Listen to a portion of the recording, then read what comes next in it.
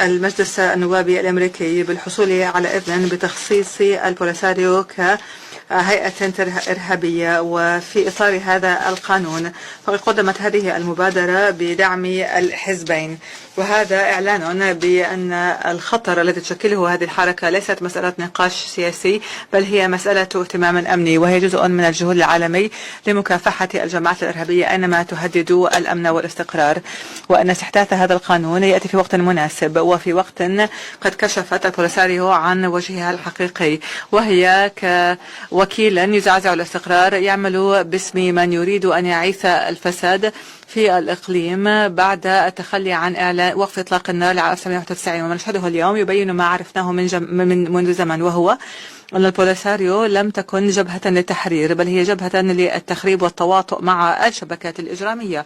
يذكرنا التاريخ بأن البوليساريو كانت من أولى الجماعات المسلحة التي تغلغلت في الساحل في منتصف السبعينيات، في حين كانت المنطقة تتمتع بسلام نسبي، وقد قامت بمساعدة رعاتها بتهريب الأسلحة والمخدرات والبشر وغيرها، وفرت المعبر الآمن لمجرمي الحرب واللاجئين، وأصبحت مركزا للجريمة المنظمة. وفي إطار كل ذلك تأتي المخيمات، هذه المخيمات موقعها بالإضافة إلى إهمال حكومات الدول المضيفة لها تجعلها مفرخا للإرهابيين كالقاعدة وغيرها من الجماعات.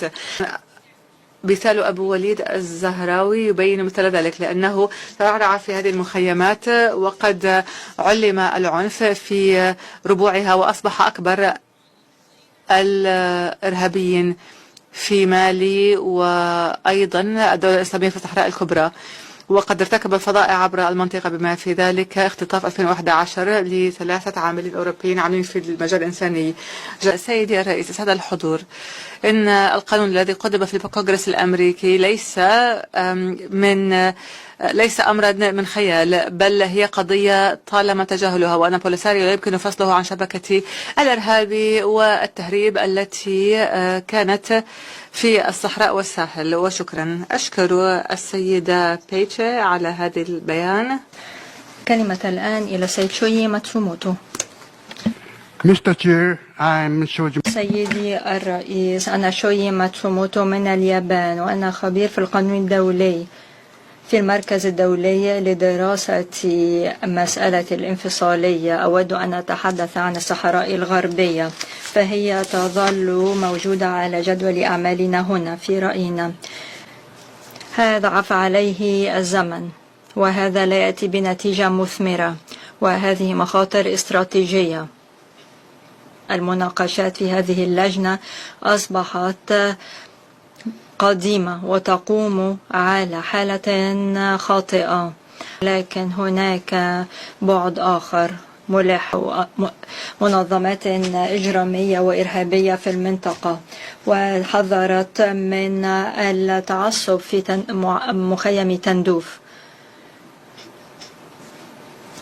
وتم الإشارة إلى هذه الحالات والجماعات الإرهابية.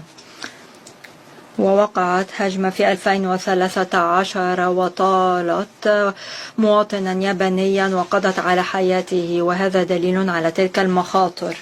وهذا يشير إلى أن الصحراء الغربية تحدي أمني. الإبقاء على هذا البند على جدول أعمال اللجنة الرابعة خطأ. مجلس